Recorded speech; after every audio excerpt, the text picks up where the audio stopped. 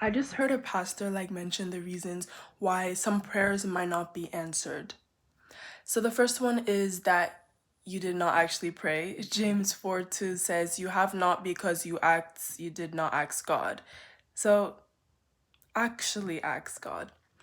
The second one is unconfessed or cherished sin. Psalm 66:18 says, "If I had cherished sin in my heart, the Lord would not have listened." Like sin that you're actively doing, practicing, trying to get better at, and that you won't give up. And then the third one is doubting God. James 1:6 says, "But when you ask, you must believe and not doubt.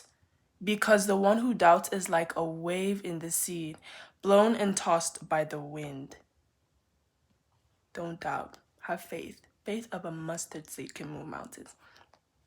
So, wrong motives. James 4:3 says, "When you ask, you do not receive because you ask with wrong motives, that you may spend what you get on your pleasures." On just pleasures, like just wanting to be rich or things like that, just for the luxury and stuff, just for pleasures, and which can lead to sin, just for maybe even sin, like wrong motives. Make sure you have the right motives, okay? And it's righteous motives. And so, unforgiveness in your life. Mark 11:25-26 says, "When you stand praying, if you hold anything against anyone, forgive them, so that your Father in heaven may forgive you your sins. But if you do not forgive, neither will your Father in heaven forgive your sins." Forgiveness can hinder a lot. And it's like a chain, and it's can really bring room for demons and oppression if you don't forgive. And so, ignoring and hurting people. Proverbs 21:13 says, "Whoever shuts their ears to the cry of the poor will also cry out and not be answered."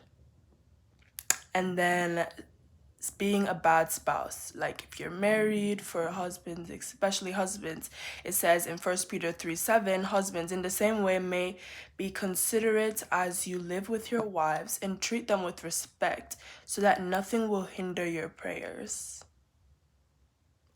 That's a powerful one. And so the last one is, God has something better for you. Like God may just have something better that is actually answering your prayers, but in not a way that you may expect. So Matthew 7:11 says, "If you know the good gifts if you know how to give good gifts to your children, how much more will your Father in heaven give good gifts to those who ask him?" That's not directly related, but these are some reasons. Okay.